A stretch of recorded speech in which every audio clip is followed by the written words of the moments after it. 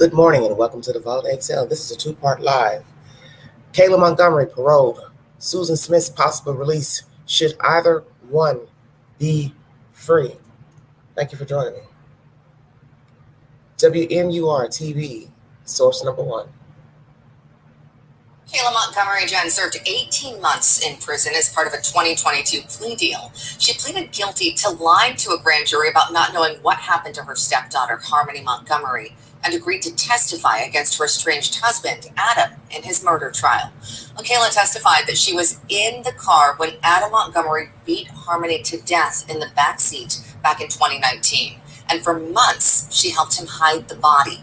Adam Montgomery was sentenced to 56 years to life in prison for the murder and the cover-up.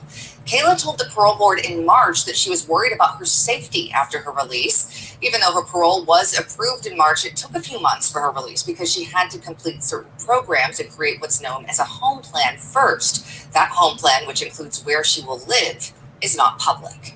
As part of her parole, Kayla must engage with group recovery such as AA or NA. She will be under supervision for 90 days, and her parole could be pulled for any minor violation. News 9 has reached out to her attorney, but has not yet heard back. All right, everybody. Sorry I'm a little late with that information. Weigh in. She is now free. 3 months to comply with their regulations. No mishaps. She can continue on. She faced up to 56 years in prison, and she has been favored to do a short time in a women's facility. Miscarriage of justice? Yes, I say yes. Because I feel like there's a lot more to the story that was revealed. And it's just like any story when you're dealing with heathens who are vile and disgusting. They're not going to tell you the truth about what they've done to a child, how long it went on. And I don't think we touched the tip of the iceberg with the case. You had a bio father who wouldn't even sit in the courtroom for his own trial. He only appeared when it was time for him to receive his sentence. He's a joke. And the audacity to have a teardrop, as I said before in that live. Oh, who was that teardrop for? Yeah, I'll let that sit right there. What is going to happen to this female? Should she have been released? I say no. She had to make a care plan before being released. Address not revealed. Well, we can use deduction. Her mother has her children, allegedly. So anybody can Google the mother's address, sit out and gawk and stalk and see the mother come out with the children, and the rest is history. So where is she staying? Because she doesn't have any business around children. So this is where there's a problem for me. You allowed this man to abuse his own child. You stood idly by. You had to have seen the abuse. You had to have known about it. You were in the house living with him and other people and your other children. There's no way you didn't know he was abusing the child even before the death of the child. I don't believe you told the truth about the child and the story that unfolded that day, because the police has testified in court, seeing you all after Thanksgiving. He had a run-in with you all 2 days that week. And on that, Friday after Thanksgiving, when you all had some traffic mishap, Harmony wasn't even in the car. And he had no reason to lie about which child was in the car because it's in a police report. So where was she then? Where was the little girl then? Where was she? With your friend? Let me guess, the drug dealer, he was babysitting her? That's why I know nothing she has said is the truth. I don't believe the date that the child was unalive. Why would I believe that?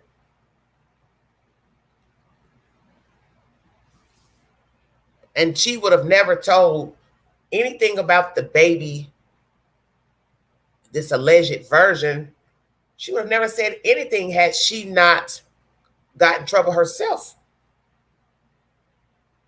When they told her, charge you for lying to the grand jury. Other than that, she would have never said anything.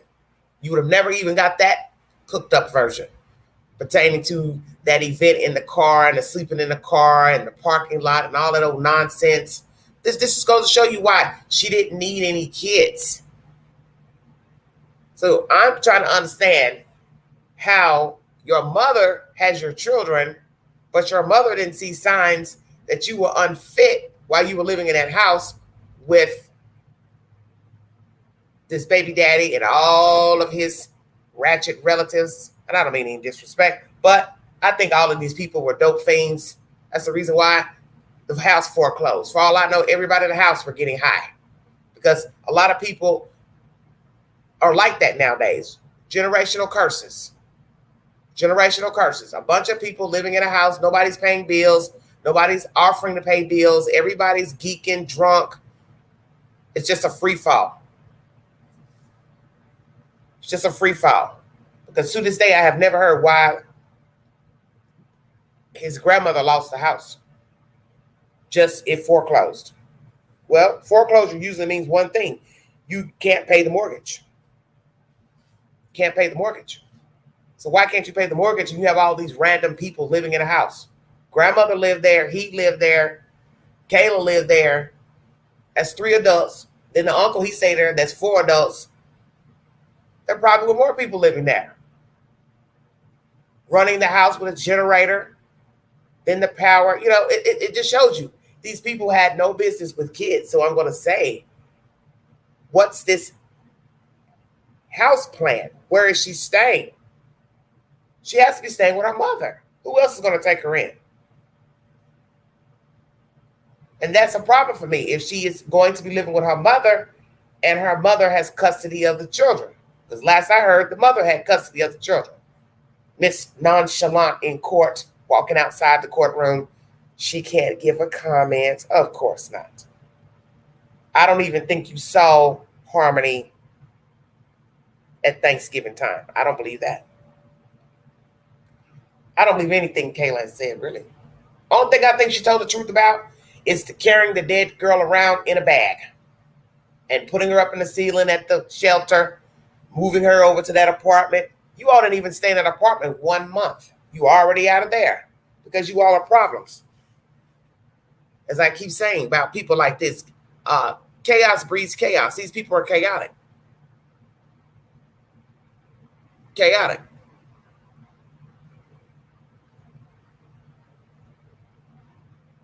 They were chaotic. They were chaotic before they got the little girl. The system failed her miserably because they didn't do a thorough background to the father before giving him custody. It's just he showed up to court and they handed the child over to him. Thank you, Sour Girl. It's just absolutely ridiculous. Absolutely ridiculous. And now she's going to probably be around her kids when she is not fit to be around anybody's child. Not a bird, not a dog, a cat, not a human. She has no business around children. And you can see how empty the bio father is. Wouldn't even come to court. Most people will go to court just so they can get out of the prison cell, jail cell. Not him. He didn't want to go to court because he didn't want to hear all the ugly things that were going to be said about him and the condition of the child. The events that the state would lay out leading up to the child's death, and then after them toting her around. Who totes a dead body around in a carry-on bag, canvas bag? It's hard to even fathom that. A child has been crushed down into a canvas bag and stored in a car, in a shelter ceiling, leaking out fluid. She had to smell. How are you going to mask the smell of death? wrap plastic bags. It was leaking. Fluid was leaking from the bag. Bag within a bag. Bags within a bag. And I found that story bizarre. Leaking through the roof tile, but yet nobody smells anything. The smell isn't permeating in the room that they're staying in. Please help me understand. Then her and him handing the bag off for him to take the bag to work when the people were coming to inspect the room. That story didn't make any sense to me. I said, this is like a bad TV movie, listening to this version about this child in a bag. Then she's taken to the apartment. Then they're breaking her down there. Then he's taking her to work. She's pushing the dead baby in a bag between her two children in a stroller. You can't make this up. Then he's hiding the baby in a bag at a cooler at a pizza joint. Are y'all hearing this? This baby has gone from a car to a shelter ceiling to an apartment to his job, back to the apartment, then dissolved down, back in a bag, and God knows where from there. When he went and got a rental truck.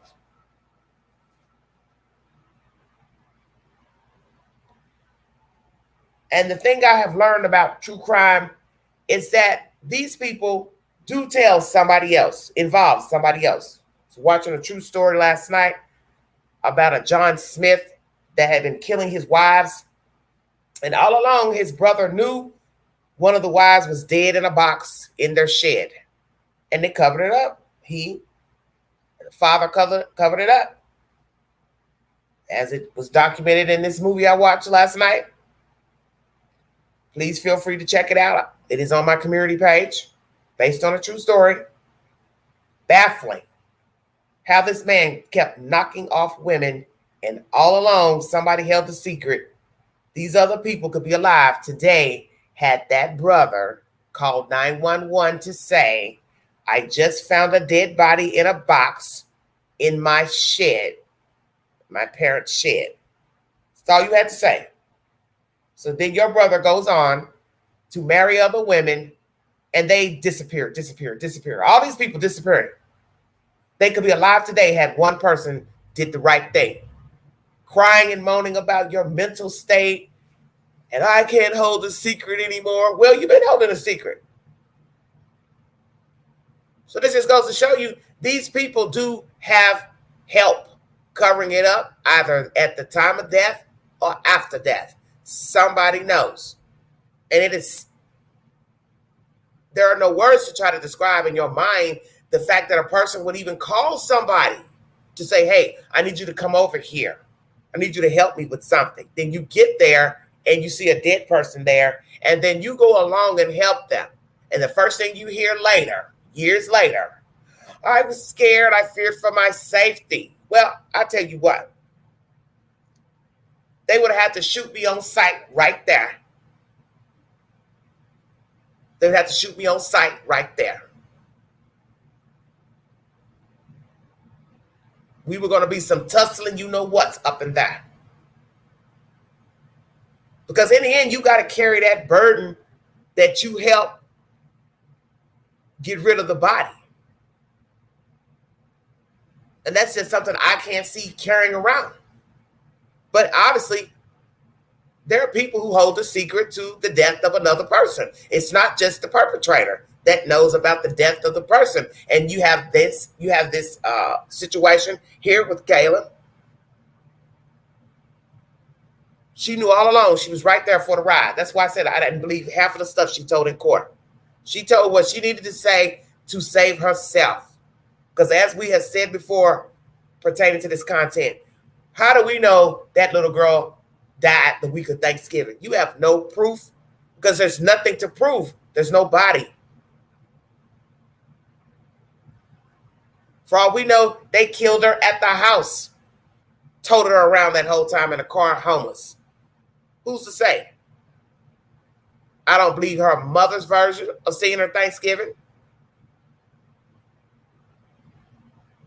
Because if you lie about the date, you probably lied about everything else. And I know she's lied because the cop told it in court. That little girl was not in that car the Friday after Thanksgiving. He said there were only 2 children in that car. There's no little girl in the car. When they got pulled over that second time, they had a traffic incident. Harmony wasn't in the car, so where was she? Sickening.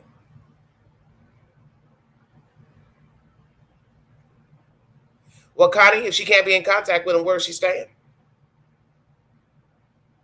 What provision does she have? She in a halfway house? That's the only place I can see her in is a halfway house.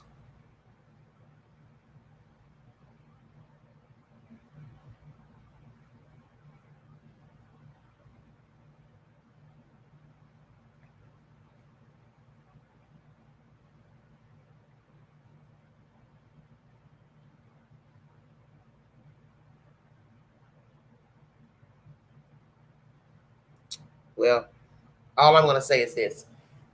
If the children are with her mother, she will be seeing those kids. I don't care what anybody says. This lady is an older lady. And you have to have the mindset to take care of children, especially small children. And you see how Kayla turned out. So I'm supposed to trust the mother with small children? I do not. And I understand people make mistakes. Kayla could have been a wayward child, or she could have got tangled up with this guy. I don't know how it is. I don't know how she was raised. I don't know any of that because you don't hear any of that either. All I'm saying is, if the mother has the children, there is no way in my right mind I'm going to sit here and believe she won't have contact with those kids. I don't believe that. Because I know damn well the mother lied to protect her, to say she saw that little girl Thanksgiving or the day after Thanksgiving. I don't think the mother saw her. I think she lied to protect her daughter.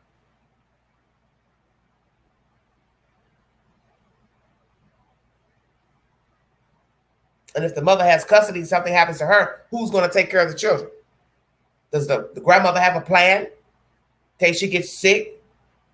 Have to go to a hospital, a nursing home? What? A rehabilitation? She may fall, hurt her hip.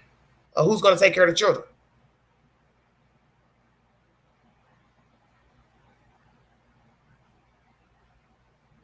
She should not be free. No way she should be free. No way. Because I believe she is complicit. I don't care if she never touched a child. I don't care if she never spanked a child. You were there to see the abuse. You were there to see the black eyes. If the uncle saw it, you saw it. And it's no telling what you've also done to her. For all I know, you were mistreating the child as well. And I'm tired of people getting passes because they testify. That means nothing to me. You go to court and testify. You wouldn't have testified had the person never got arrested. You'd be going on about your merry way, still abusing kids and getting high and drunk and whatever the hell you all are doing. Just like when they arrested her in that house with that guy. Where were her children? When they pulled her out of that apartment, that upstairs apartment, you didn't see her kids anywhere. So where were her children then when she was geeking and getting high? Running around the city, geeked up. And we know the propensity for people who use drugs. They usually return back to using drugs because it's all they know.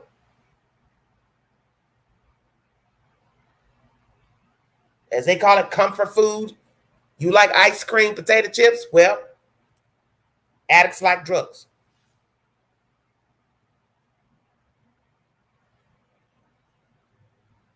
Addicts like drugs. I don't feel anything for her. Nothing. This is not your typical situation of somebody getting in trouble with the law. They go to prison. They come out. They try to do better themselves. This is not that situation. You're talking about somebody that stood idly by watching a child be abused while she and the father running around trying to purchase drugs and get high. God knows how long that went on. That's why I said they were doing that before he got custody of Harmony. So this is why Kayla don't need to be around nobody's child. See a child, look at a child. And what'll be sickening, you look up, Christmas time, she'll be pregnant by somebody. Won't go get birth control, won't even think about it. If she comes out and gets back into the same rut, that's on her. I don't really care what she does because I don't think she should be free. So if she comes out and messes up in the next 3 months, great. Send her ass back in there. Send her back. Because she's got to be able to navigate now. People know who she is.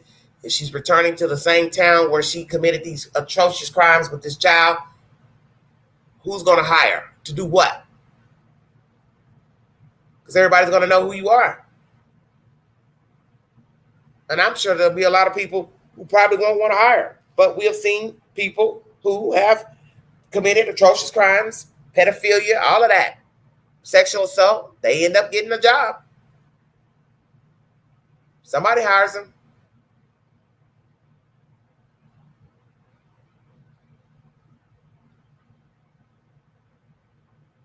I was thinking, well, maybe she could become a trucker.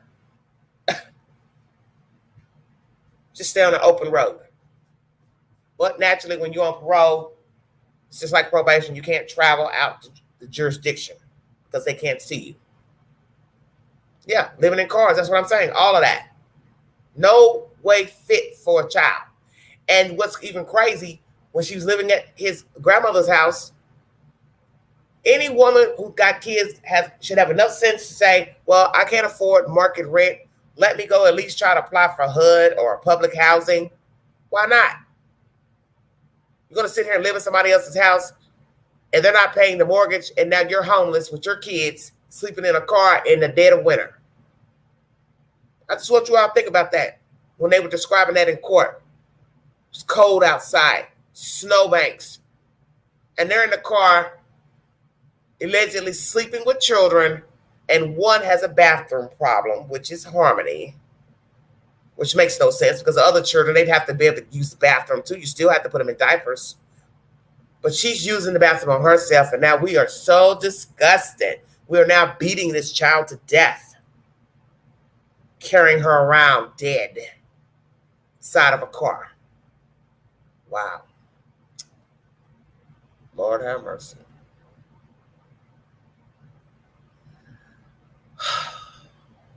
Makes no sense. Once again, Kayla Montgomery has been released from prison. We're now going to go to the notorious Susan Smith. On November 4th, 2024, which is a few months from now, 5 months, she will have the opportunity to go before the parole board in South Carolina and plead to the mercy of these people to let her go. As many of you remember this story. She unalived her children in 1994, October of 1994, for selfish, self-serving reasons, all because of a man she was attracted to. Strapped her children down inside of her car and allowed this car to roll down into a lake. And now this heathen will have the opportunity to plead to a parole board in November. What will they decide? She has had a notorious sexual history while incarcerated. I will read you that after I play the audio. Having sex with prison officials. One even got fired. Just ridiculousness. Maybe she's a sex addict. I don't know.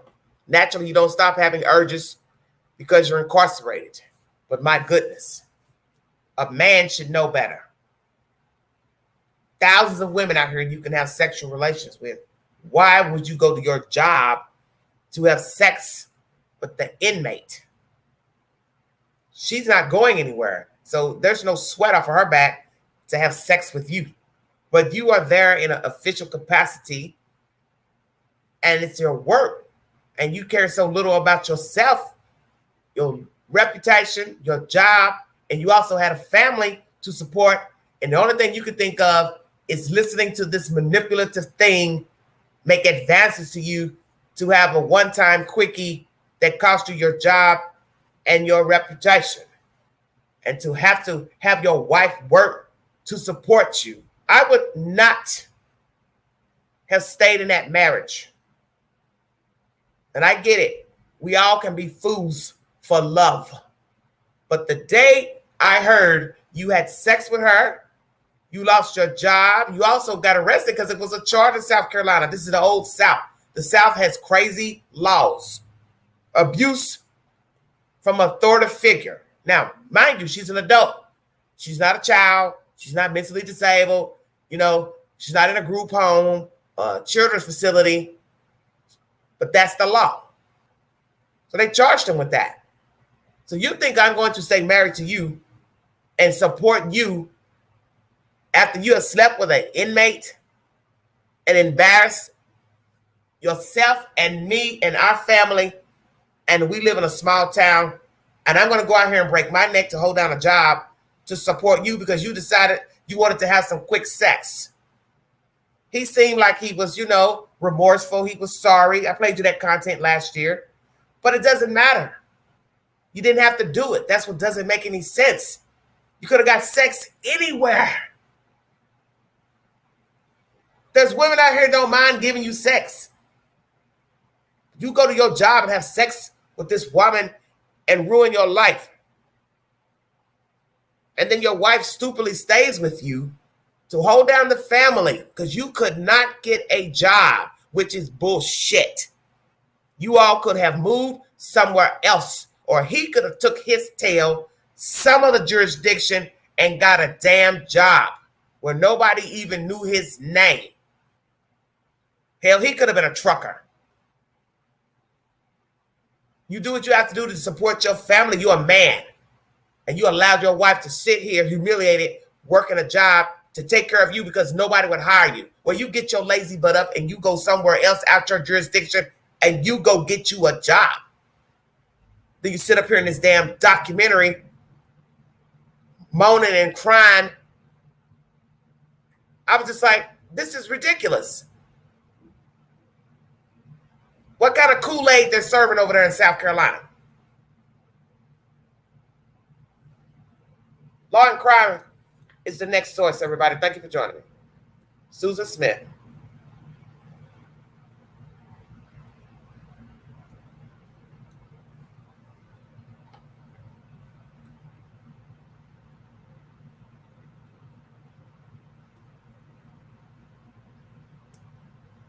Has my children. That they please bring them home. That was Susan Smith in October 1994, begging for the safe return of her two young sons, who it turned out she murdered. Now Smith's coming up for parole, and the prosecutor who put her in prison is here to say whether or not he believes she should be released. Thanks for joining me for Crime Fix. I'm Anjanette Levy. The case of Susan Smith and her missing sons captured the attention of the nation. This was back, of course, before everyone had a cell phone. It was before social media. And the search for Smith's two sons, 3-year-old Michael and 14-month-old Alexander, was the top story on the national news for days. Smith called police in Union, South Carolina, and claimed a black man carjacked her and took the car with her two little boys in the back seat. As you saw, Smith went on national television begging for the carjacker to bring back her children. But the entire time, little Michael and Alexander, those poor defenseless little boys, were strapped in their car seats. They were dead in the back seat of their mother's car that she had let roll into the bottom of John D. Long Lake. The jury found Smith guilty, but opted to send her to prison for life instead of giving her the death penalty. Later this year, Susan Smith will be up for parole because at the time she was sentenced, life didn't mean life. She would be eligible for parole after serving just 30 years. Since she's been in prison, Susan Smith has been in some trouble. She's been caught using drugs. She's had sexual relationships, including one with a prison guard. She's lost phone and canteen privileges a number of times, but hasn't been in trouble since about 2015. One thing that I think is important to note, Susan Smith has been in prison for almost 30 years, and she has not earned one educational credit. Not one. But she has spent a lot of time talking to people who want to date her. The now defunct outlet, Did you hear that? She hasn't earned one educational credit. Why not, Susan? You don't want to learn anything in there? You didn't want to take a trade in there to show the parole board eventually, I have made some progress. I've tried to learn something so you all can let me out of here. I made a mistake. I apologize. I am so sorry for killing my children. And this is what I've been doing with my time while incarcerated. Oh, no. All she's thinking about is who she can have some quick sex with. That's interesting. Not one educational credit. Not one. You've had almost 30 years to try to do something with yourself in the prison. And you chose to do nothing but get into trouble. Trouble after trouble after trouble. Another sick Krista Pike. That's why she's on death row. They should put the needle in her already. Please. Stop wasting time. Get it over with. Should Susan Smith be released in November? Weigh in. Messenger reported last year that Smith told one man that she thought she'd be a good stepmom. And that man was quoted as saying back to her, "You'd be great, babe." Prosecutors argued at trial that Susan Smith killed her sons because a man she was having an affair with told her in a letter that he didn't want children. Smith, meanwhile, claimed she had a psychotic breakdown and had garnered some sympathy because her stepfather had sexually abused her as a teenager. Joining me is somebody who knows more about Susan Smith's case than anybody. He's Tommy Pope. He prosecuted Susan Smith and put her in prison. Tommy, thanks for coming on. Take me back. Yeah, thank you. Take me back to 1994 and getting that call that these two little boys were missing. Sure. So I was the elected solicitor, and that's our district attorney here in South Carolina. I had two counties. I had York, which was my larger, more affluent county, and then Union County, which was my smaller county. We would have court about once a month in Union, and it was just kind of a small, kind of population decreasing mill town. The textiles had kind of moved out, and so I had been elected, I got elected in 92, so I'd been elected just a few years. I was 30 years old when I got elected. I always laughed. I said, I got elected really to tackle the backlog. Our circuit had the worst backlog in the state, and I said, I don't know if people saw merit in me or thought I couldn't do any worse than the other guy because we had the worst backlog in the state. So I got elected in 92. It was really kind of focusing on dealing with the backlog. And again, Union was smaller. Today, I'm surprised that my daughter was going me for her birthday. Sorry about that commercial. What are you saying? I don't understand why they didn't get the death penalty. Well, they didn't offer it. Actually, when this case came up, the initial report of the carjacker, I'd been a law enforcement officer before. I'd worked at the South Carolina Law Enforcement Division. And so when I heard the carjacker story, it just didn't really jive. I was staying in touch with the SLED agents. They would call me. I was actually in trial over in York County. I tell people I was doing the Lord's work. I was prosecuting a preacher who had embezzled from the daycare center. So I was doing the heavy lifting over there. But I got a call most nights on the way the investigation was going. I think it went like 9 days with Susan pleading to the media and all this. Yeah. And then I remember I had just finished that case, and I got a call that the boys had been located in John D. Long Lake. So I got in the car and went down to John D. Long Lake that night. When you get to the lake and you see that vehicle pulled out of the water and these poor little boys, I mean, these are the most defenseless. I mean, 14 months, 3 years old. Right. they're in their car seats. Right. They've been placed in a lake by their mother, the most defenseless of victims. I just can't even imagine. Yeah, I've been to, in my law enforcement career and in my prosecution career, I've been to a lot of crime scenes. And I went there intentionally because, we'd already kind of dealt with the 9 days media pressure. So you knew it was going to be O.J. Simpson was going on at the time. And this was, I had a lot of, big cases, but media-wise, this one, Susan Smith herself had kind of drawn it along, crying about the babies and needing help. So I went down, for one, obviously to see what was occurring, but two, so that later on, if I got tired or I got worn out and, didn't want to proceed, I'd remember what it was about. So what I saw that night was a car pulled out with the two boys still in the car seats. I saw grown men crying.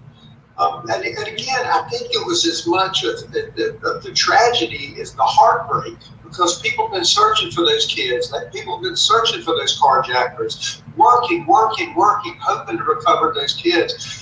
And then to see it come to that, it was devastating. I always remember, because I had a young son at the time, the difficulty we go through as parents swapping those car seats. I'm going to take them out of my car and put them in your car, and then we're going to get the kids in it. And, it's really a lot of work to keep them safe. And I did see kind of some raw irony that, the very devices that are supposed to protect them ultimately were the implements of their death. Yeah. Little Michael, 3 years old, Alexander, 14 months. Their father believed this story that a black man had carjacked his wife. And let's interject there. Why did you say a black man did it? So you could start a race riot right there in South Carolina. This shows you she has no respect for people. You didn't care about your kids. You didn't care about the community. You could have got some black man hurt, putting out some bogus ass description of somebody. God forbid somebody had went, grabbed up this person thinking they're the suspect. And we see how police use deadly force. Person end up dead, all for your lies.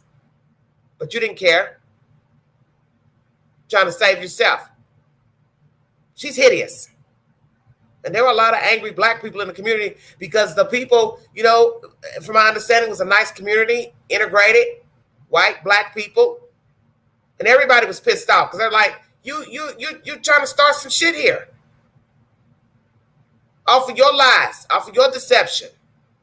But this is what happens when you have a sociopath. They don't care. They don't care about anybody getting hurt, killed. It's all about them. She's a witch. It's a dirty witch.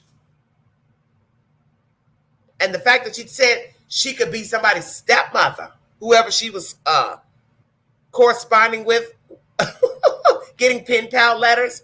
You're going to be a stepmother to whom, ma'am? I'd be a great stepmother. Oh, kind of like the Cinderella story. Lord have mercy. Kidnapped the children, taken the vehicle. Maybe didn't want to kidnap children, but had certainly taken the vehicle. And the one thing that gets me, and I remember this very vividly. I remember this. This was back before the internet, really, before social media. This was a huge story. This was on the news every night, and people were just like, "My God, I hope they find these children." I think a red flag, though, is this whole story about a black man carjacked me, stole my car, and took my children. I feel like, and whenever I hear that, I've heard that over and over in other cases too. It almost takes me back to To Kill a Mockingbird. It sounds so absurd. Was that in any way a red flag for you with this case? Well, and initially, I really thought, like I said, I was in trial in the other case, but I wasn't. Not that I didn't care about the kids being returned, but I wasn't overly concerned that what she was saying happened and really happened. I actually thought perhaps it was some type of domestic situation. She was estranged from her husband a little bit. Maybe she had some kids out with her cousin, down at Myrtle Beach or something like that. And let's talk about that. He's saying, I didn't know what to think. Of course, defense attorneys, you all have 1,000 excuses for your clients. Don't know these people from a can of paint. You'll go into court and make up all kind of lies. That's what defense attorneys do. That's their job, get their client off. That's their number one goal. She was sleeping around when she was married. Let's go there. Let's go there. Susan Smith just likes sex. She has a history before killing the kids of sexual interludes. She was busy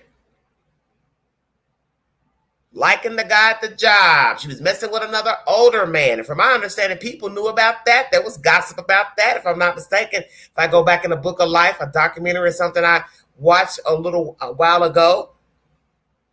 Can't remember all the details, but it's just ridiculous. Ridiculous. Just ridiculous. She just was everywhere. She was bouncing back between the older guy and liking that other man from the job.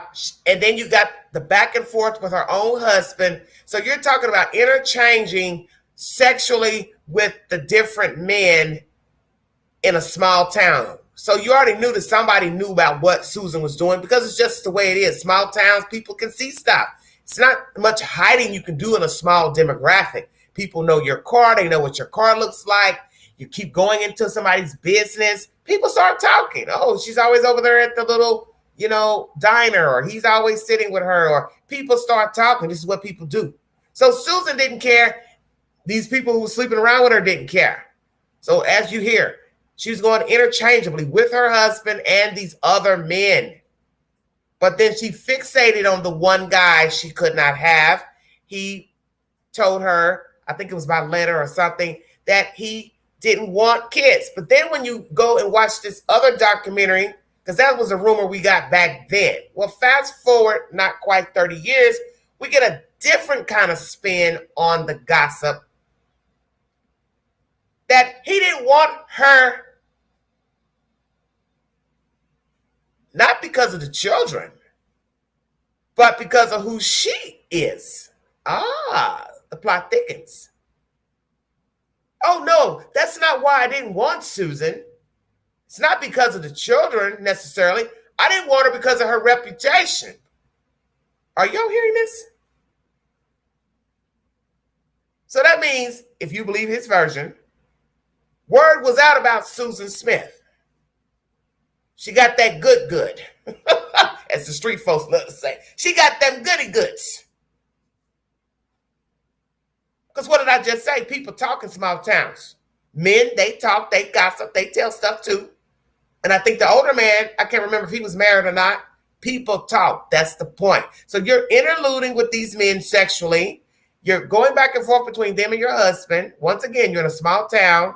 You are fixated on this one young guy. You finally decide to say, I want that man right there. I got to have that guy right there. But that guy was like, I can't take Susan Smith home. Because I think he might have had I don't remember if he came from a prominent family or not. But this is what I'm saying. Small families, small towns, people talk, they gossip. This is just what they do. This is why a lot of people get caught up in rhetoric. Because small towns, they have this, so-called image people want to put on and portray. But we know, naturally, small towns hold the most secrets. They sleep, they defraud, they steal, they rob, they kill too. They're no different than people that live in LA, New York, Miami. People are people. But that's his version. I couldn't take her home. She's not that kind of girl that you date and or marry. Wow, that's deep. To create some drama.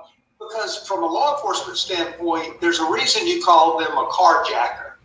It's not a woman jacker or a baby. That's a kidnapper. It's not a baby jacker. It's their hierarchy is they're normally looking for the car. Then they may be looking for money. Then maybe a female to assault. So it's so far down the line that if you've been getting scam texts like these, what? it means your data was Sorry about that, probably everybody. linked online somewhere. most of you can probably spot these as scams and just delete them.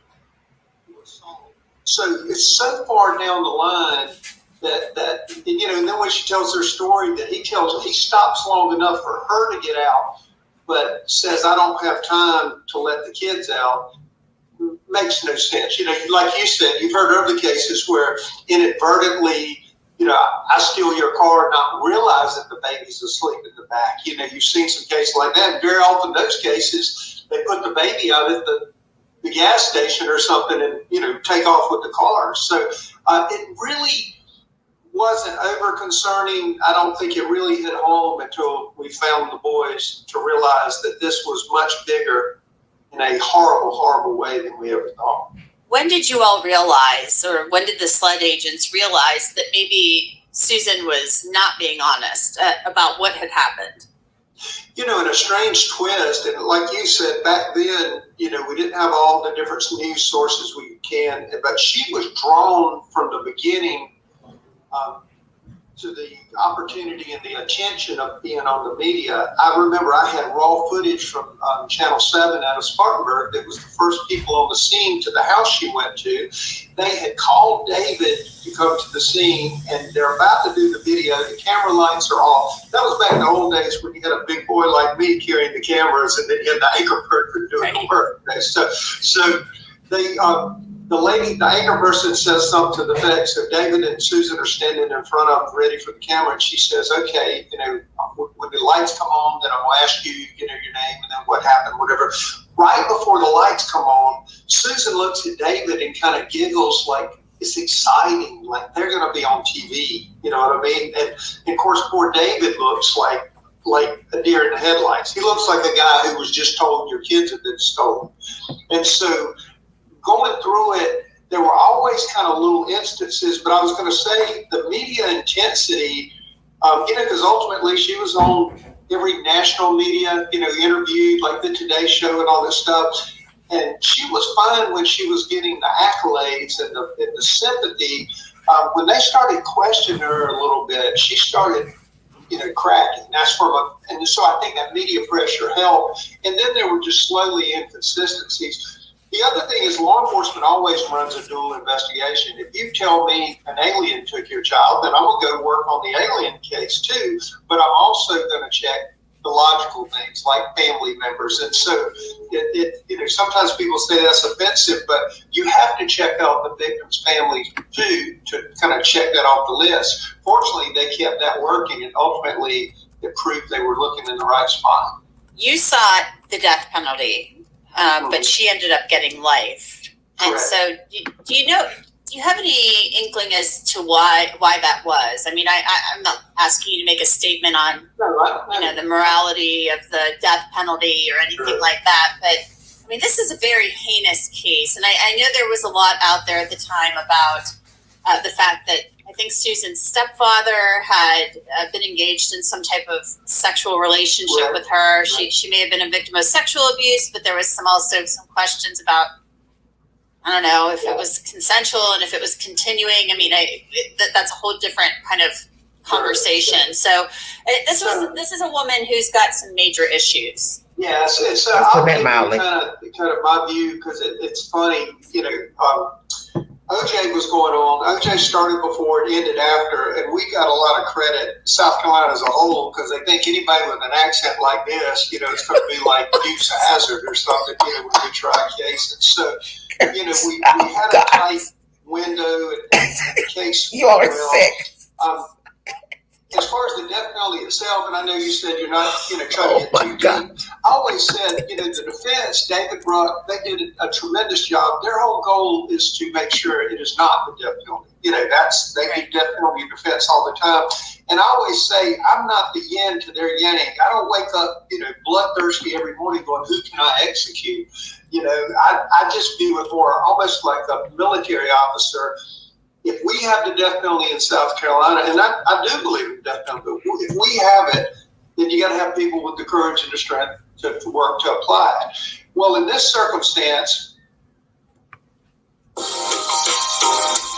All right, brief intermission. Torture. Somebody in the chat says she tortured him. Well, she did. Drowning. when I was covering the Camille McKinney case and I was doing my research for suffocation, drowning, one of the things I found in the YouTube queue, the doctor said that is the worst death. It is painful to drown in water. Now, how would they know that? Go figure. Lord have mercy. I don't want to know. Susan, the same way I think anybody else should have been treated in that circumstance. If we didn't have the death penalty, whatever the most stringent penalty was, whatever we would have had, that's what she deserved. I also thought if the black man hadn't done it, they would have run me out of office if I didn't seek the death penalty. If David Smith had committed the crime, same deal. So I just thought Susan needed to be treated in the same manner. The difficulty there is it makes people uncomfortable to think, one, a mother would do that. Two, somebody that looks like our coworker, our sister. It's almost easier for us to accept if it is the bad guy because you can figure out how it won't happen to you and I. Because every day I left work, my wife was home with our child, and I never feared for my child's life. So that was a reason that in my time with David Smith, convinced me that going forward, even though it had been easier to kind of pull the plug and not seek the death penalty, going forward was, the right move. From the jury themselves, one, back then, until 1996, jurors were not told that life did not mean life. In 1996, in South Carolina, it started meaning, if you got a life sentence, you served life. Back then, it was parole eligibility for 30 years. And that's, hence we're talking about it now, 30 years later. So many of the jurors thought that if she was in jail, she would be remorseful, think about the boys, and that life sentence would be, more appropriate. If she was remorseful, maybe I'd agree, but you've seen from her conduct in prison, sex with guards and other things, that she's been focused on Susan, not that. The second thing I'd say, and again, I give the defense credit, we did not change venue. We stayed in Union County for the jury, and pretty much everybody knows everybody. So Told you. there was also the Small town. If I give your loved one the death penalty, I'm going to see you at the grocery store. Exactly. Later, and I think that puts some pressure on jurors too. You mentioned her conduct in prison, and prison's supposed to be about rehabilitation, and that's a whole other conversation too. I mean, sometimes people are just kind of warehoused, and sometimes they get better, sometimes they get worse, but it's also up to them to take part in some programming or something to better themselves. And you're right, she's gotten in trouble for having sex with a prison guard. I think she's had some other relationships when she's been in there, maybe with some inmates. She has suitors in there. She has people in there. She's having these conversations on her tablet or what have you. And I think I read one where the guy said that she'd be a great mom. You'd be a great mom, babe. And I just can't even imagine that. Like, I think Susan Smith needs to be kept as far away from children. Was he baiting her just so he could get in her pants? Because, horny guy, horny inmate. You'd be a great mom, babe. Lord have mercy. Y'all, please stop. You'd be a great mom. Oh, you forgot about those 2 dead kids, did you? As somebody said, well, would you allow her to keep your children, babysit your children? Kayla Montgomery, Susan Smith. Hi, I need a babysitter. Do you think you could keep my children for about 3 hours? I won't be gone that long. Just going to do a little light shopping. Now, Robbie, he's allergic to peanuts. He could be a little rambunctious. Susie, she's kind of quiet. She'll just play with her dolls. Imagine that. Come back. Both of your kids are missing. Where are my children? Where are my children? I don't know. I think they went outside. Ding, ding, ding. Sound familiar? I think they went outside. I think they went outside the front door. Oh, I know. They went outside the front door. Oh, they did? They went outside the front door? Yes, your children went outside the front door and poof, they disappeared. Please, don't get me started. It's a good day. As humanly possible. I mean, are you going to oppose her release when she comes up for parole? Because I can't imagine. I'm not seeing many signs. She hasn't gotten into big trouble recently, but I'm not seeing many signs that show me that there's been a whole lot of rehabilitation here. Right. I think you assessed it well. I think, if you look at her record over the 30 years, I mean, I've seen much, much worse, behavior-wise, assaults on guards, contraband, things of that nature. I think, to me, her behavior is a reflection of who she is, which is really, Susan's always been about Susan. Exactly. I mean, even going back to, laughing about we're going to be on TV, or the SLED agent taking her to the polygraph and her flirting with them, saying, it's a beautiful day. I wish you and I were riding to the beach instead of doing this. Or, oh my goodness, chew my paw off. Are you serious? Flirting with the polygrapher, excuse me. See, this is what I'm saying. There's something wrong with her. You're talking about a young woman. She obviously was oversexed or lonely as hell. Possibly both. Oversex may come from loneliness. I don't know. Everybody's situation is different. Who flirts with the polygrapher? Come on now. My first time ever hearing this. Flirting with the polygrapher. She hasn't even gotten charged yet. I want you all to think about that. Flirting with the polygrapher, talking about it's a nice day. Be nice for us to go to the beach. I'm gone. Oh, honey, it's not flirting, honey. She's past flirtation. She's got a sex problem. Could it be that Susan Smith had a sex addiction? But then when we go back in the book of life, that comes from something. She probably has been having sex as a young girl. Maybe she was essayed because she's equating affection, attention with sex. That's strange for a young girl, young woman to be talking like that, and somebody's trying to give her a polygraph about her missing kids. This is all you're thinking about is sex?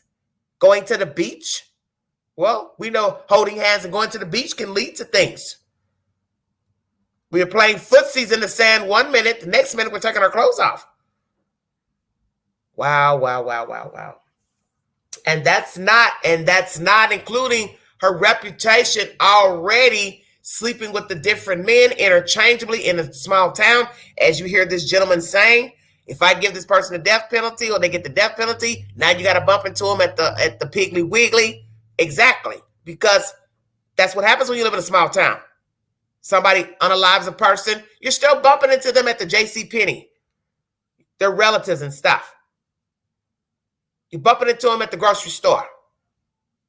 So Susan had something wrong with her. So she had something really wrong with her emotionally. She's equating attention, affection with sex. And it's easy to get yourself wrapped up like that because nobody can really teach you about emotions and love. You have to actually live it. So we don't really know what was going on in her childhood, teenage life for her to become this oversexed human being. And yes, women can be sex addicts as well. But that probably comes from maybe some type of abuse, some type of child molestation, perhaps.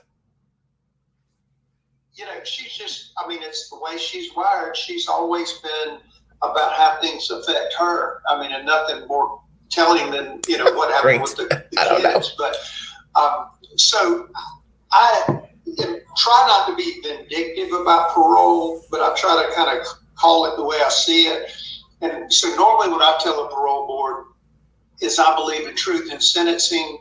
The jury gave her life under the belief she would be serving in life, and that's what she needs to do. It'll be interesting. I assume we'll hear from David Smith. I always tell people, ultimately cameras were excluded from the courtroom, and you're kind of darned if you do, darned if you don't. If you're a prosecutor, if I act like I want cameras, then it's because I'm a glory hound. If I act like I don't, then I've got something to hide. But in this circumstance, I said selfishly, the only thing I wish everybody in the country, everybody in the world could have seen David Smith's testimony, because, you know, by the time we got ready to try, we were ready right after the first year. This happened kind of around Halloween, and the defense said they needed more time. And what they did, they kind of worked the public opinion, and that's when you start hearing Susan, the victim. I'm sorry if I referred to him as a defense attorney. He's the state. He was the state prosecutor. Sorry about that, everybody. When he was talking, I'm kind of zoned out looking at the chat and everything, but he's the state prosecutor who tried the case. Sorry about that. You know, whether the victim of the stepfather, the victim of the husband, the victim of the boyfriend, or whatever. And so by the time we get around to trial, I was having people question why I was even trying course suit. What you mean? When David the Smith hell? took the stand in the penalty phase of death penalty case, what I would always do is basically bring the victims back to life. In other words, exactly. I would talk about the good times, you know, and David talked about Michael couldn't say Dalmatians, he liked 101 diametrons. You know, he would tell stories, take them to the park, tell stories, sadly or ironically, how the boys didn't like to take baths. They didn't like to get wet, which was, you know, odd in and of itself. But by the time David got through. Okay, let's think about that. This content is almost over. Why would the little boys not like to take a bath? I'll let that sit right there. Woo-hoo. It's amazing how you find out certain things about true crime 30 years later, because that's the point. You're not going to know everything. Because one, you can't believe things coming from the people in the story sometimes because they have a lot to hide. Why did the little boys not like to take a bath? That is odd. Most children like taking baths because they like to put toys in the water. Parents start out putting toys in the water, rubby duckies, balls. Sometimes, you know, they'll put little cars, trucks in there, even though it's not the best place to put them, but, you know, they're children. What child doesn't like taking a bath? I'm not talking about a cat. I'm not talking about a dog. Sometimes dogs, cats, they don't like water. But a child not wanting bath time? What will make a child not like bath time? Help me understand. You start off taking children, giving them baths when they're able to sit up. So why would these little boys not like baths? Could it be the mother never bathed them, or something was going on nefarious with bath time? Stay woke. Stay woke. Susan, would you like to enlighten us about bath time? Because we've heard all type of not so nice things pertaining to children in bath time.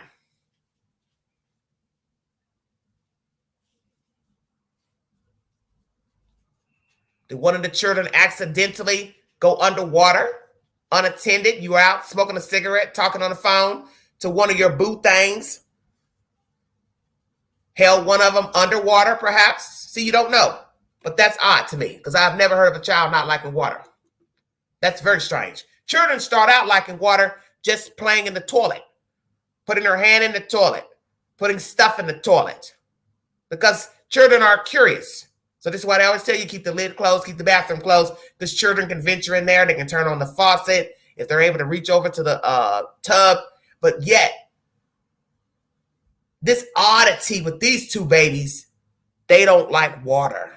Okay. I would then take him, basically I'll bring the loved ones alive and then go to their death again. And so David went through that whole range of emotions. And I said, if anybody could have seen that man testify, because, you know, it would have been easier for him to walk away too. But if anybody could have seen David Smith testify, they'd know why we were in that courtroom that day. Yeah, most definitely. What a horrible case. Tommy Pope, we will keep an eye on it and see what happens at that hearing in November. Thank you so much for coming on. We appreciate it. Absolutely. Thank you for your time today. And that's it for this episode. Law and Crime is the source if you need verification for the information. This is a two-part live pertaining to the parole release of Kayla Montgomery. She is now a free woman with stipulations. And Susan Smith, she will be coming up for parole November 4th, 2020. 2024. The link is in the chat if you would like to join the Queen on panel to give your opinion about both women and their situations and how they came to be in the predicaments that they got themselves in, and should they be free? Should Kayla have been granted parole, and should Susan Smith be granted parole in November of this year? The panel is open. I will now read you commentary pertaining to Susan Smith. Thank you for joining me. If you'd like to donate to this great network, $129 Cash App. Stickers and chats are always welcome during the live stream. Thank you for your time. One moment, please.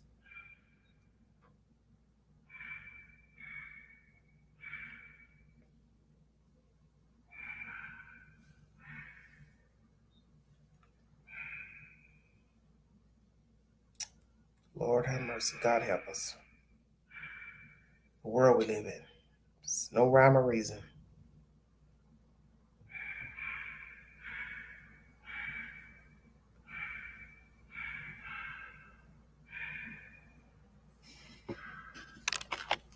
Hello, everybody in the chat. Thank you for joining me. Wikipedia is the source.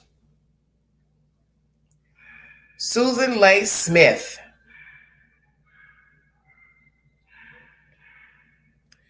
born September 26, 1971, is an American woman who was convicted of murdering her two sons, 3-year-old Michael and 14-month-old Alexander, in 1994 by drowning them in a South Carolina lake. The case gained international attention because of Smith's false claim that a black man had kidnapped her sons during a carjacking. Her defense attorneys, David Bruck and Judy Clark, called expert witnesses to testify that she had mental health issues that impaired her judgment when she committed the crimes. Smith was sentenced to life in prison with the possibility of parole after 30 years. According to the South Carolina Department of Corrections, she will be eligible for parole November 4th, 2024. She's incarcerated at the Leaf Correctional Institution near Greenwood, South Carolina. Smith's father died by suicide when she was 6 years old, and Smith herself attempted suicide at age 13. Her mother then married Beverly C. Russell Jr., who later was revealed to have molested Smith when she was a teenager. So, what the hell did I just read? Bingo card. She was molested by her mother's spouse. So is Beverly a man or a woman? Because Beverly sounds like a female name. Now, it's not to say that men don't have female names. So did her mother marry a woman? Because I'm utterly confused with what the hell I'm reading right now. Lord have mercy.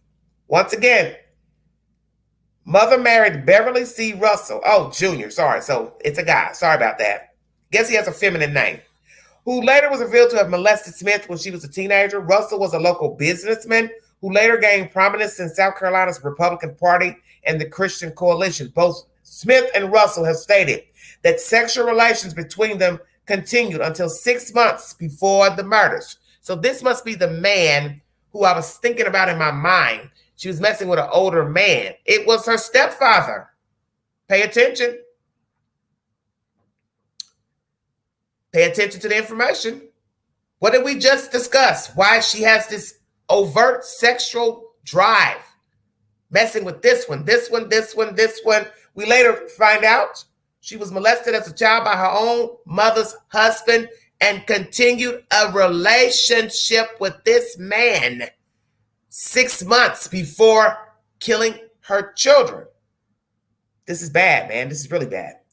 After graduating from high school in 1989, Smith made a second suicide attempt after a married man she was in a relationship with ended their affair. She married David Smith, and they had 2 sons. The relationship was rocky due to mutual allegations of infidelity, and they separated several times. So, stop it, Regina. So, as I had said before during the live, interchanging. She's having problems in her marriage. She's going out here, getting with men, whatever. She's going back and forth with her husband. This is a dangerous situation. This sleeping with this guy. Then you're going back to the husband. Back and forth. This is how people get hurt. Sadly, her children end up paying the price. So once again, they both are accusing each other infidelity. David, were you having an affair at any point that you were married to Susan Smith. No, I'm messing with you, Regina. Oh, Lord have mercy. Incarceration.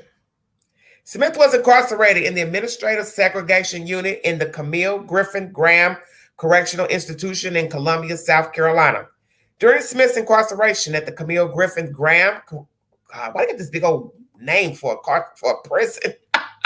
Camille Griffin Graham Correctional Institution, 2 correctional officers, Lieutenant Houston Cagle and Captain Alfred R. Rowe Jr., were charged after having sex with her. So both were charged, Consequently, she moved to the Leaf Correctional Institution in Greenwood.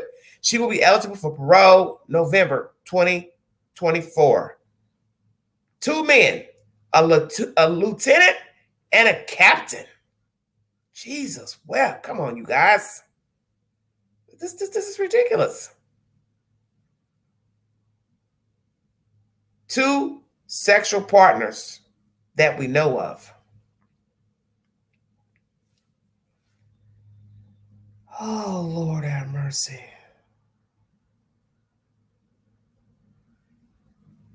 The crimes. On October 25th, 1994, Smith reported to police that her vehicle had been carjacked by a black man who drove away with her son still inside. For 9 days, she made dramatic pleas on national television for their safe return. However, following an intensive investigation and a nationwide search for them, she confessed on November 3rd, 1994, to letting her car roll into the John D. Long Lake, drowning them inside. Her motivation was reportedly to facilitate a relationship with a local wealthy man named Tom Finley. Prior to the murders, he sent Smith a letter ending their relationship and expressing that he did not want children. She said that there was no motive, nor did she plan the murders, stating that she was not in a right state of mind. Later investigation revealed that detectives doubted Smith's story from the start and believed that she murdered her sons. By the second day of the investigation, the police suspected that she knew their location and hoped that they were still alive. Investigators started to search the nearby lakes and ponds, including John D. Long Lake, where their bodies were eventually found.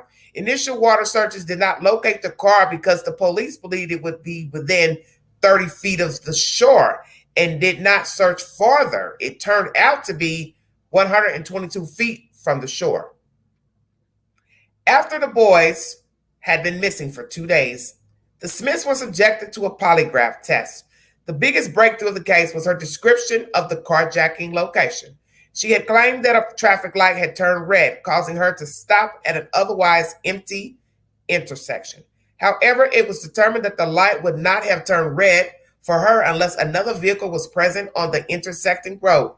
This conflicted with her statement that she did not see other cars there when the carjacking took place. Trial. In 1995, David Bruck and Judy Clark served as co-counsel for Smith. In their opening statement, Clark argued Smith was deeply troubled and experienced severe depression. Clark told the jury, "This is not a case about evil. This is a case about despair and sadness."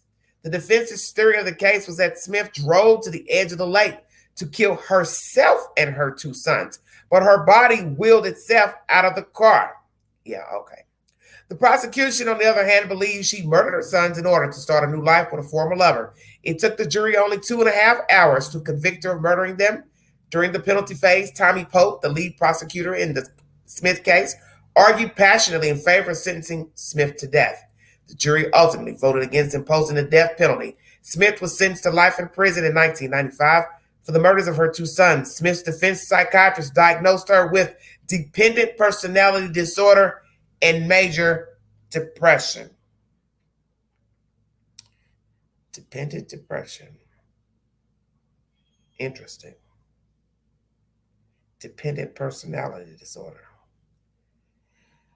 Okay.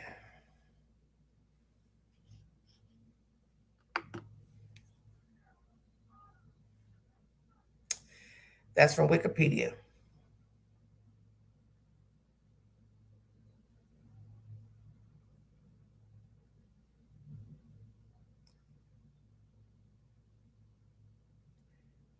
I'm gonna do a little digging here, see what this disorder is all about.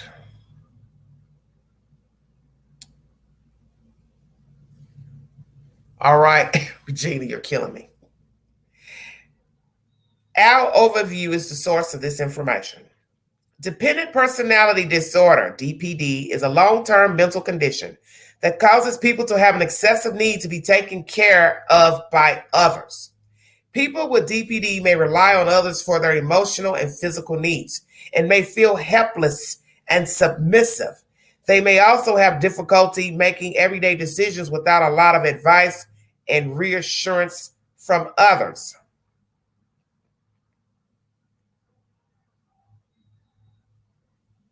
Others may describe them as needy or clingy. Does anybody identify with this disorder in the chat? The viewing audience? Anybody in the chat have DPD? You're needy, clingy. You depend on others. Let's go to WebMD to dig a little deeper into this alleged disorder that she was diagnosed with. Dependent personality disorder, DPD, is one of the most frequently diagnosed personality disorders. It causes feelings of helplessness, submissiveness, a need to be taken care of for constant reassurance, and an inability to make everyday decisions without an excessive amount of advice and reassurance from others. This personality disorder occurs equally in men and women and usually becomes apparent in young adulthood or later as an important adult relationships form. What are the symptoms of DPD? People with DPD tend to display needy, passive, and clinging behavior and have a fear of separation. Other common characteristics of this personality disorder include inability to make decisions, even everyday decisions like what to wear, without the advice and reassurance of others. Avoidance of adult responsibilities by acting passive and helpless. Dependence on a spouse or a friend to make decisions like where to work, live. Intense fear of abandonment and a sense of devastation or helplessness when relationships end. A person with DPD often moves right into another relationship when one ends. And that's possibly what we saw with her, with the back and forth with the different men, interchanging different relationships. She was married, but she still was messing around with different men, including her own stepfather. Sweet Jesus. And where was the mother while she's sleeping? He's molesting your child, and then she's having a relationship with your husband. Were you still married to him, ma'am? That's a very good question. Where was her mother all these years of sleeping with the husband? Sweet Jesus, what is going on? Oversensitivity to criticism, pessimism, and lack of self-confidence, including a belief that they are unable to care for themselves, avoidance of disagreeing with others for fear of losing support or approval, inability to start projects or tasks because of lack of self-confidence, difficulty being alone, willingness to tolerate mistreatment and abuse from others, placing the needs of their caregivers above their own, tendency to be naive and to fantasize. Man, do we know somebody like that in true crime? I'll let that sit right there. Although the exact cause of DPD is not known, it is most likely involves a combination of biological, developmental, temperamental, and psychological factors. Some researchers believe an authoritarian or overprotective parenting style can lead to the development of dependent personality traits in people who are susceptible to the disorder. So where did she get this behavior from? Learn this from? Was her mother overprotective? Was her mother a recipient of this disorder? She was needy, clingy, dependent. Possibly why the mother found this man who was molesting her daughter. Who's to say the mother didn't know he was molesting her child and she didn't do anything about it? Did Susan's mother know this man was molesting her child? Did they have other children in the house? If so, were they molested by this stepfather? Lord have mercy. Diagnosed. A diagnosis of DPD must be distinguished from borderline personality disorder as the two share common symptoms. In borderline personality disorder, the person responds to fears of abandonment with feelings of rage and emptiness. With DPD, the person responds to the fear with submissiveness and seeks another relationship to maintain their dependency. If most or all of the above symptoms of DPD are present, the doctor will begin an evaluation by taking a thorough medical and psychiatric history and possibly a basic physical exam. Although there are no laboratory tests to specifically diagnose personality disorders, the doctor might use various diagnostic tests to rule out physical illness as the cause of the symptoms. If the doctor finds no physical reason for the symptoms, they might refer the person to a psychiatrist, psychologist, or other healthcare professional trained to diagnose and treat mental illnesses.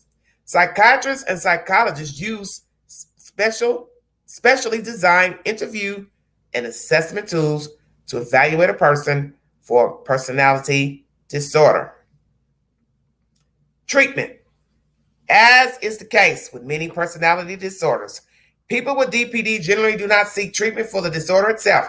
Rather, they might seek treatment when a problem in their lives, often resulting from thinking or behavior related to the disorder, becomes overwhelming and they are no longer able to cope. People with DPD are prone to developing depression, anxiety, symptoms that might prompt the individual to seek help. So that is another disorder. She's got a depression disorder as well, along with this DPD, if they are indeed accurate. Was her mother a depressed person? Did they have people in the family who suffer from depression? We also learned the father killed himself. So that means the father was depressed. What was wrong with the father? Okay? Y'all behave down there. What was going on with the father to kill himself? Was he and the wife having marital problems? Together? Not together? Why did her father kill himself? And why did she years later try to unalive herself at the age of 13? What was going on in Susan's life? She wanted to unalive herself. Could it be the abuse from the stepfather touching her? How was her mother treating her? How was she getting along in school? Did she have friends? See, all those things are relevant to a person wanting to unalive themselves. Now, where was I? Good God Almighty. All right. Once again, they develop depression and anxiety. And usually this would prompt the person to get help. So let's ask that question. Did Susan Smith ever try to get help as a child, high school, and when she went out on her own and also got married? Did she ever seek counseling? Was she ever on meds as a child, teenager, adult? Psychotherapy, a type of counseling, is the main method of treatment for DPD. The goal of therapy is to help the person with DPD become more active, independent, and to learn to form healthy relationships. Short-term therapy with specific goals is preferred when the focus is on managing behaviors that interfere with functioning. It is often useful for the therapist and patient together to pay attention to the role of the therapist in order to recognize and address ways in which the patient may form the same kind of passive reliance in the treatment relationship that happens outside of treatment. Specific strategies might include assertiveness training to help the person with DPD develop self-confidence, and cognitive behavioral therapy, CBT, to help someone develop new attitudes and perspectives about themselves relative to other people's experiences. More meaningful change in someone's personality structure usually is pursued through long-term psychoanalytic or psychodynamic psychotherapy, good God Almighty, where early developmental experiences are examined as they may shape the formation of defense mechanisms, coping styles, and patterns of attachment and intimacy in close relationships. Medication might be used to treat people with DPD who also suffer from related problems such as depression, anxiety. However, medication therapy in itself does not usually treat the core problems caused by personality disorders. In addition, medication should be carefully monitored because people with DPD become dependent on them or misuse certain prescription drugs. Complications. People with DPD are at risk for depression, anxiety disorders, phobias, as well as substance abuse. They are also at risk for being abused because they may find themselves willing to do virtually anything to maintain the relationship with a dominant partner or person of authority. And that goes back to being molested. Most people would want to run from the molester, especially at a grown age. She was still having relations with the molester as an adult. Stay woke. Still having a relationship with the molester as an adult. Outlook for people with DPD. With psychotherapy counseling, many people with DPD can learn how to make more independent choices in their lives. Prevention. Although prevention of the disorder might not be possible, treatment of DPD can sometimes allow a person who is prone to this disorder to learn more productive ways of dealing with situations. The development of personality structure is a complex process that begins from early age. Psychotherapy aimed at modifying personality may be more successful when begun early, when the patient is highly motivated for change, and when there is a strong working relationship between the therapist and patient. WebMD is the source for this information. So let's think about Miss Kayla Montgomery. What type of disorders and diagnosis does she have? Because she would possibly fit somewhere in this category, clinging to Adam, every whim, hanging on to him for dear life, having him subject her to abuse, physical abuse, abuse of her children, Harmony Montgomery, and she rode the ride the entire way, all the way up until the death of a baby girl. Does she also have this disorder or similar disorder, depression disorder? Will Susan Smith be released from prison November 4th, 2024? Should she be released from prison? Let's go to the Queen's community page and take the polls. Thank you for joining me. Let's see how you all answered. No, she's not still with her stepdad, sweetheart. She was dating him up until 6 months before the murders of the children.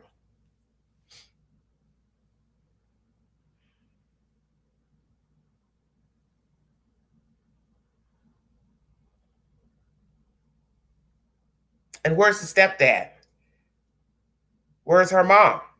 Lots of questions. No information about that.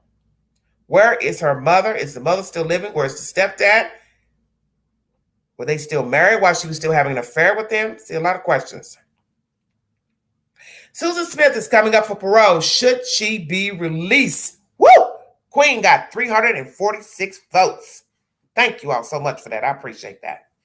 3% says yes, 95% no, 2% not sure. 6 people commenting. DPD is what she should have been given. Death penalty. Never release her, Black Velvet.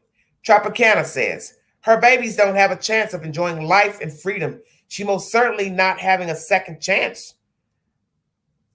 Ever. She should humble herself and go back to her cage. Her release date, never. Okay? Molly says, hell no. I watched her fake cry and knew immediately. Chris Wells says, hello, beautiful queen. When she recently in an interview where she said I'd make a great stepmother, I about puked. That lady deserves the rest of her life in prison. Have a wonderful day. Thank you, Chris. The queen replied, thank you, love. New account says, why is she still alive? Well, she's alive because she didn't get the death penalty. So once again, 95% of you believe she should not get parole, Susan Smith. I brought you content pertaining to a little girl who unalived her grandmother in Florida by the name of Sophia Koval. She's from the Ukraine. The mother is in the Ukraine. Don't know the circumstances of why the mother's there and just she, the father, and grandmother were here. I think they all were living together. She, the father, and grandmother. Anyway, her father's mother is now deceased because his girl child, 14, beat her. And we're going to take the poll pertaining to how the state of Florida should deal with this 14-year-old murderer. Sophia Cole unalived her 79-year-old grandma in South Florida apartment. She was angry that the dad took away her phone and she misses her mom who's in the Ukraine. What should her punishment be? Juvenile facility until 18, 2%. Juvenile facility until 21, 2%. Juvenile until 18, then women's prison, 51%. Juvenile until 21, then women's prison, 10%. Send her back to the Ukraine, 35%.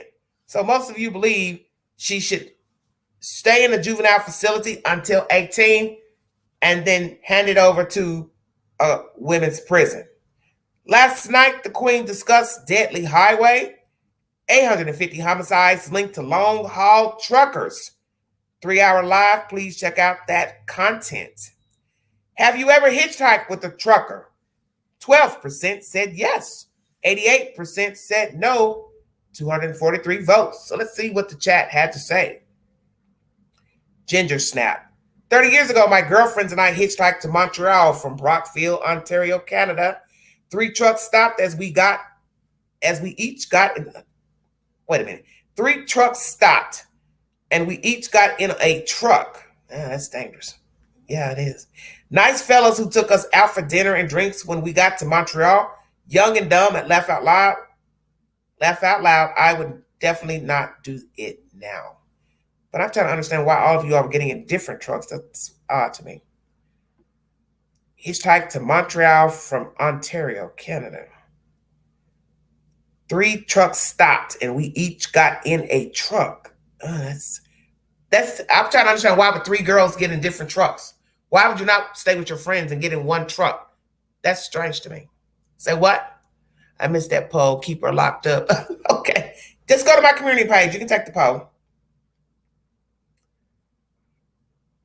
Luna says, yes, the one and only time I've ever hitchhiked, but it wasn't an 18-wheeler truck. It was a 4-door Dodge, dark blue, I think. My friend was driving me back from Easter get-together. Long story short, she's got a long-winded post. She and a friend got stranded, and they had a newborn baby, and an elderly couple stopped and picked them up. And Molly replied, your guardian angel's blessed. Yeah, you are very blessed to be out there at night walking with a baby. Good God. Long, long ago, says Molly, my dad was a mechanic off the main highway of my reservation. Truckers used to have dad work on their trucks. If they broke down, you would hitch a ride so the guys knew her. You're a clip starter, aren't you? Come on, jump in. I was safe. I wouldn't do it now, though. I have a son who is a trucker, but he doesn't pick up hitchhikers. Froggy. I never hitchhiked, but in the 80s, my friends and I used to pick up hitchhikers. We never had any issues, but I'd never pick up nowadays. Lisa. Yes, my friends and I used to hitch all the time. Texas lady. I have done some stupid stuff in my life, but not that stupid. So hell to the no.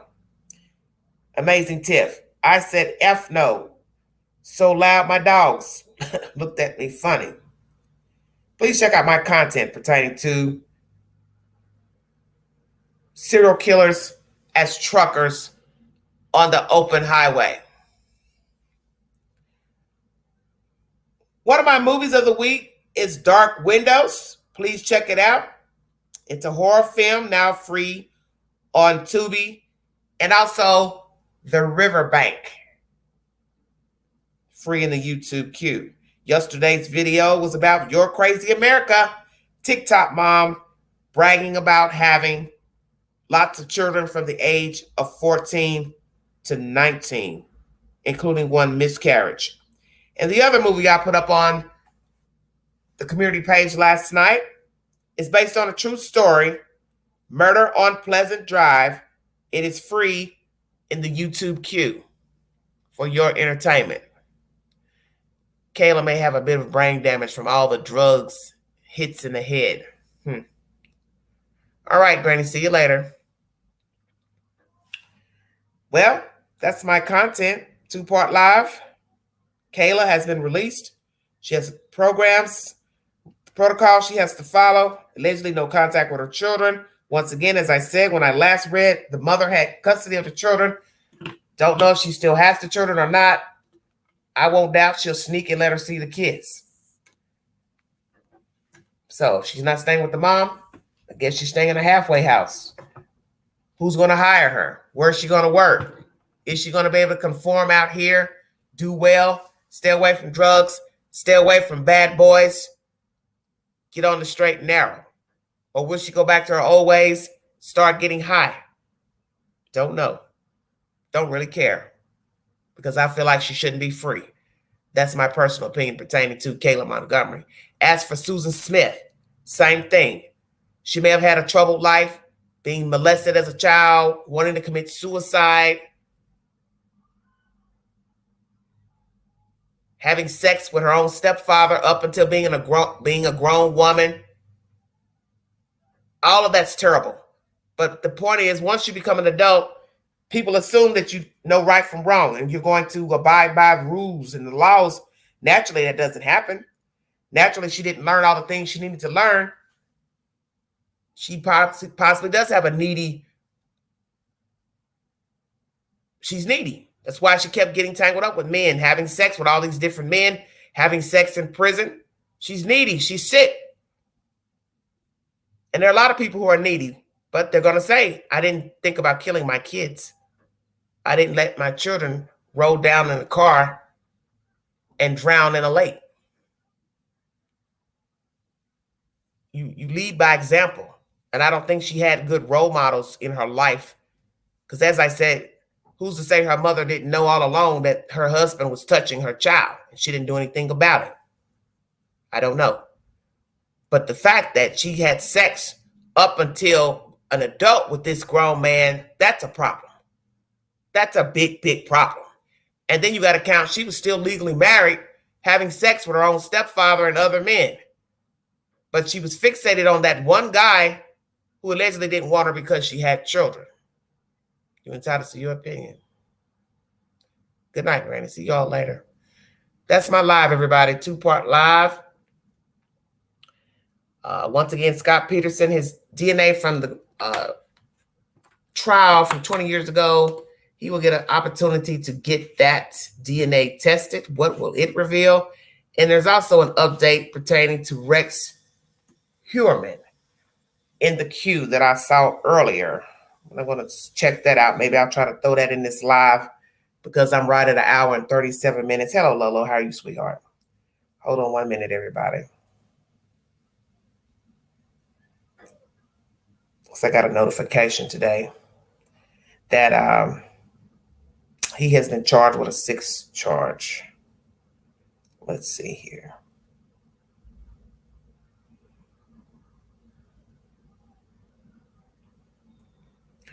So several people are filming this right now.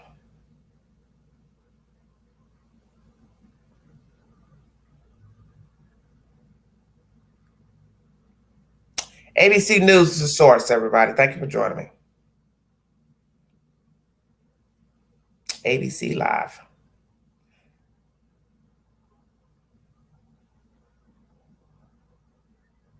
Will he finally just confess to killing these people? Serial killer is now charged with 2 additional murders, bringing the total to 6. Newly unsealed court documents reveal Rex Heuermann has been charged with the 2003 murder of Jessica Taylor and the 1993 murder of Sandra Castilla. ABC News senior investigative correspondent Erica Tursky is at the courthouse in Riverhead, New York, with the latest. Diane, alleged Gilgo Beach serial killer Rex Heuermann is due here in just a short while for what authorities are calling a significant development in a case that has haunted Long Island for well over a decade. Sources told ABC News authorities are now linking Heuermann to the deaths of 2 additional women, and they are prepared to file new charges in connection with the killing of at least one of them. Heuermann has already pleaded not guilty to killing 4 women he solicited for sex. The remains of Melissa Bartholome, Megan Waterman, Amber Costello, and Maureen Brainerd Barnes were found in 2010 along the Atlantic coast. 6 other sets of remains were discovered in the same area. Heuermann was arrested last July after authorities said they linked him to the Gilgo Beach murders through a distinctive SUV. And they also said they extracted his DNA from pizza crust lifted from the garbage outside his office. They compared it to DNA from hair entangled in the burlap used to wrap the bodies. Investigators dug up the backyard of Heuermann's home, where they also found weapons and electronic devices that prosecutors said Heuermann used to contact sex workers. In recent weeks, investigators... Let's go back to that. They compared it to DNA from hair entangled in the burlap used to wrap the bodies. Investigators dug up the backyard of Heuermann's home, where they also found weapons and electronic devices that prosecutors said Heuermann used to contact sex workers. In recent weeks, investigators returned to the home and to spots in eastern Long Island where human remains had previously been found. And Diane, prosecutors said this court appearance would reveal the secrets they unearthed. Eastern Long Island, where human remains had previously been found. Workers. In recent weeks, investigators returned to the home and to spots in eastern Long Island where human remains had previously been found. And Diane, prosecutors said this court appearance would reveal the secrets they unearthed. Diane? All right, Erica Chersky, thank you. ABC Live. So that's what that last raid consists of. So what people were curious about weeks ago is why you all returned and why you all went back. What evidence did you get to return? Because you were at that house for 2 weeks, ransacking that cluttered, hoarded house. It didn't dawn on any of you to dig up the backyard then? It's odd to me. You're talking about almost a year later. It's weird. All right, good night, honey. Why would you all not go back? I mean, why you all didn't do all this last year? I don't understand. What made you go back? The fact that you dug up the yard and you found weapons and devices. Rex Heuermann, you have got to be the stupidest serial killer. You and John Wayne Gacy, stupid. Gacy buried men in the crawl space. The stench was permeating from in the house to where people complained in the neighborhood. So imagine what he was living with in the house. And you are killing people and then burying the, oh goodness, burying guns and devices in the yard. So how many devices did they find? How many guns did they find? This is ridiculous. So now, Asa Heuermann, are you now going to continue to support your husband?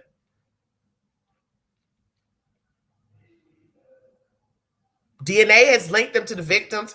Also, now guns are found in your house and devices. Why would your husband put them in the backyard? Oh, Tay, I know, honey. Ty, sorry. Okay. Thank you, Regina. You going to still support your husband? How's that going to work? Because he can't logically explain burying guns and burying devices. So how many devices did he bury? How many devices have they confiscated? How many devices total has he purchased to exact these crimes of unaliving women and men? Very bizarre. Now, some are going to say, well, these devices he buried. Wonder if he had stopped unaliving women. He made a pact to himself like the BTK killer.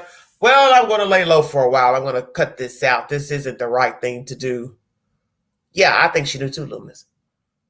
Because that black lady said she was at that house that night they went there to do their menage a trois swinging session. And I don't think that lady made that up.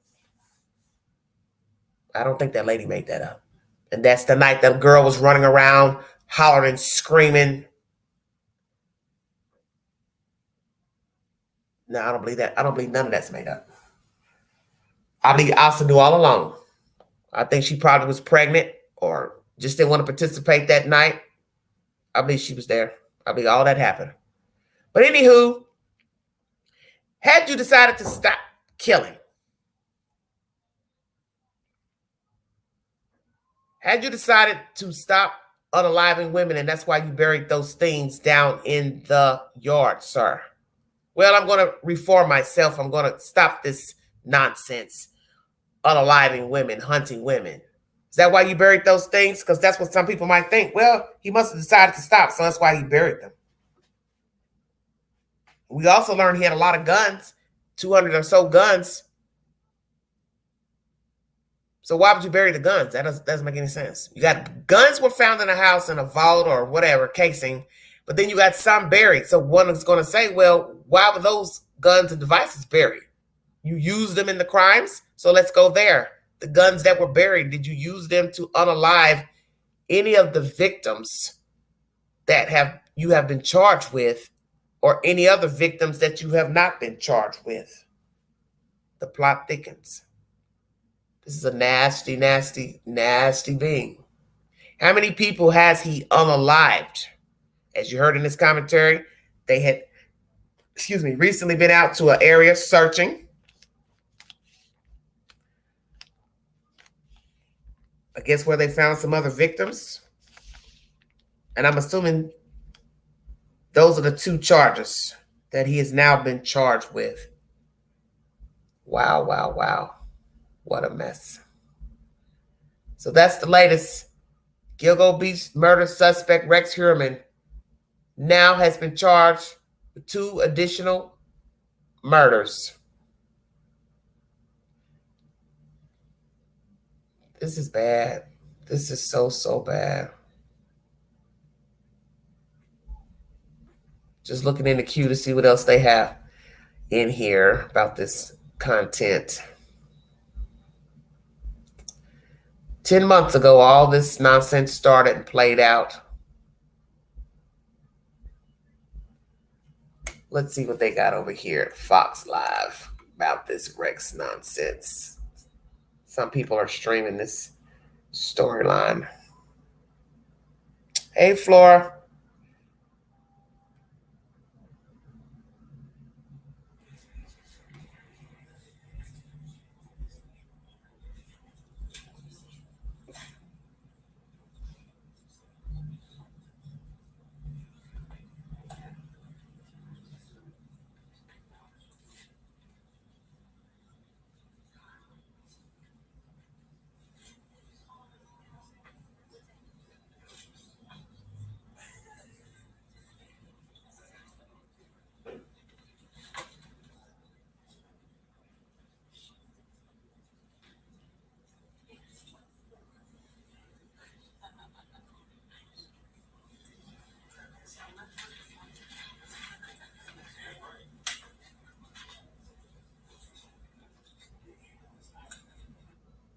But we have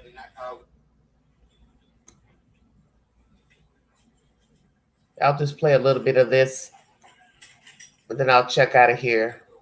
Today, as you've just seen, the District Attorney's Office filed a superseding indictment charging the defendant with 2 additional murders. Those charges pertain to the 1993 murder of Sandra Castilla and the 2003 murder of Jessica Taylor. So that's in addition to the previously charged murders of Maureen Brainerd Barnes, Melissa Bartholomew, Megan Mortimer, and Amber Costello, which occurred in 1997, 1999, June of 2010, and September of 2010, respectively. So my intention here today is to discuss those charges, discuss the contents of the bail letter, and then turn it all over to you all for questions. But before I do that, before I discuss the indictment and the developments in the case, I want to thank our law enforcement partners, many of whom are here today. First and foremost, I want to thank the Suffolk County Police Department. My understanding is Commissioner Waring was unavailable today. I spoke with Rob, but he certainly brought a contingent of Suffolk County PD to represent his office. We have Deputy Police Commissioner Kevin Catalina. We have Chief of Detectives Daryl Simmons. We have Deputy Chief Stan Grodsky. We have the commanding officer of the Major Crimes Unit, which includes the Homicide Unit, Sean Barron.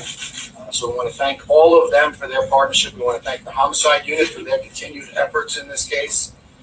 We have the Suffolk County Sheriff's Office here again. Spoke with Sheriff Toulon. He's traveling out of state, so he couldn't make it.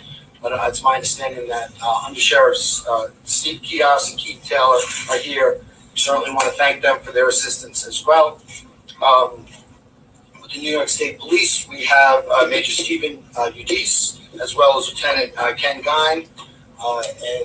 Again, we thank them not only for their presence here today, but more importantly, for their partnership in this case. We have the FBI, Supervising Special Agent Don Ansbacher is here. I want to thank the FBI for their continued assistance in this case. And then I don't believe they're present, but we want to thank the United States Secret Service for their assistance in this case. We want to thank the Suffolk County Crime Lab. I know they're not here. We're kind of breaking up. I will continue this at a later time. But this is a two-part live pertaining to Kayla Montgomery. She is now paroled, and Susan Smith, she will go up for parole November 4th, 2024. Feel free to go back to the replay of this content. Check my community board for updates and take the polls. I also will put a poll up pertaining to Kayla. Sorry about that. I meant to put one up today alongside the Susan Smith, but I will put one up about Kayla being paroled. Get your opinion on her new release. What will happen to her? Will she be in a better place, do better, abide by her parole conditions? As I said, I don't really care because I feel like she had full knowledge of the girl child being abused, and she could have done something to help save the child, but she did not. So I don't have any empathy for her, and I don't care about her being free. I think she should be locked up alongside Adam Montgomery, and I feel the same about Susan Smith. Terrible past, indeed, but she should have gotten herself some help. Same thing with Kayla. She should have gotten herself some help. Maybe she would have been on a better path had she gotten herself some help and chose a better mate to bed and also have children with. And that's my commentary today. Thank you all so much for joining me. If you'd like to donate to this great network, $BigAngie129 Cash App, stickers and chats are always welcome during the live stream. Thank you, Luminous, for modding. Thank you, T, all those who came in, all the guests. I don't know if I'll be back on or not later, but I wanted to get this content out because I was 2 weeks behind on the Kayla Montgomery because I'd been waiting for a release date March, April, and I hadn't gotten one, and I was in transition back in May, so I missed this, which I think is so weird that I didn't get an update that she had been released. But anyway, she is now free. We will see what happens, and it'll be winter when Susan Smith goes up for parole. Will a parole board in South Carolina grant her freedom? We wait and we see. Thank you for your time. You have been listening to The Vote Excel. Thank you.